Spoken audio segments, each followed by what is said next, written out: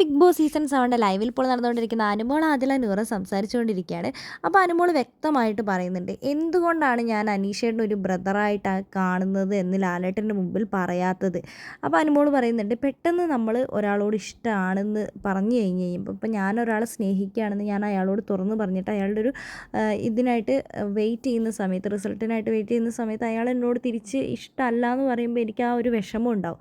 അത് പുള്ളിക്കാരന് അങ്ങനെ ഒരു വിഷമം ഉണ്ടാവാതിരിക്കാനാണ് ഞാൻ അങ്ങനെ ചെയ്തതെന്ന് അനുമോൾ പറയുന്നുണ്ട്. ഇനി 6 ദിവസമുള്ളത്. ഞാൻ കാരണം പുള്ളിക്കാരൻ തളരാൻ പാടില്ല. അതുകൊണ്ട് തന്നെ പുള്ളിക്കാരന് ഒരു വിഷമം ഉണ്ടാക്കാൻ ഞാൻ ആഗ്രഹിക്കുന്നില്ല. അതുകൊണ്ടാണ് ഞാൻ അങ്ങനെ പറഞ്ഞത്. ഇത് എത്ര പ്രേക്ഷകർ കാണുന്ന, ലാലേട്ടൻ പ്രേക്ഷകരുടെ മുമ്പിൽ വെച്ചിട്ടല്ലേ ഇങ്ങനത്തെ ഓരോ ചോദ്യങ്ങൾ ചോദിക്കുന്നത്.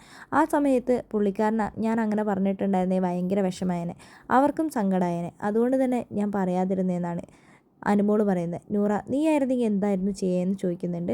എൻ്റെ തീരുമാനം ശരിയാണോ എന്ന് ചോദിക്കുന്നുണ്ട്. അപ്പോൾ നൂറ പറയേണ്ടത് അത് ശരി തന്നെയാണ്, അങ്ങനെ തന്നെയാണ് ചെയ്യേണ്ടത്. ഇനി 6 ദിവസമല്ലേ ഉള്ളൂ. പുറത്തിറങ്ങിയതിന് ശേഷം പുള്ളിയുടെ നമ്പറൊക്കെ എടുത്ത് തന്നെ വിളിക്കുകയാണെങ്കിൽ, ഈ ഒരു കാര്യത്തെപ്പറ്റി സംസാരിക്കുകയാണെങ്കിൽ ഞാൻ പറയും, ചേട്ടൻ ഞാനൊരു ബ്രദറായിട്ട് മാത്രമാണ് കണ്ടത്, എനിക്ക് അങ്ങനെ ഒട്ടും താല്പര്യമില്ല എന്ന് തന്നെ ഞാൻ തീർത്തും പറയും. 2 വർഷത്തിന് ശേഷം എൻ്റെ വിവാഹം ഉണ്ടാകുള്ളൂ എന്ന് ഞാൻ പറയുമെന്ന് അനുമോൾ പറയുന്നുണ്ട്.